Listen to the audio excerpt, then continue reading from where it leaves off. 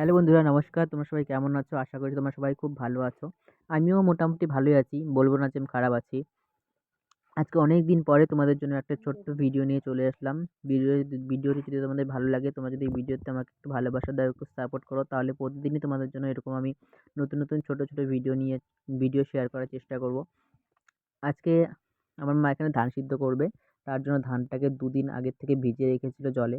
তোমরা হয়তো জানো বন্ধুরা, যাদের বাড়ি গ্রামে তারা হয়তো জানো কী করে ধান সিদ্ধ করতে লাগে। তারপর মা ওখানে ধানটা ২ দিন থেকে ভিজিয়ে রেখেছিল। তারপর বালতিতে করে নিয়ে হাঁড়িতে দিয়ে দিল। তারপর আমাকে বলল এভাবে জাল দিতে। আমি বসে, বসে জাল দিচ্ছিলাম। তারপর জাল দেওয়া হয়ে গেছে। তারপর ধানটাকে আমি এখানে নামিয়ে দিব। এত বড় হাঁড়ি না মা নামাতে পারে না বন্ধুরা। সেজন্য মার খুব কষ্ট হয়।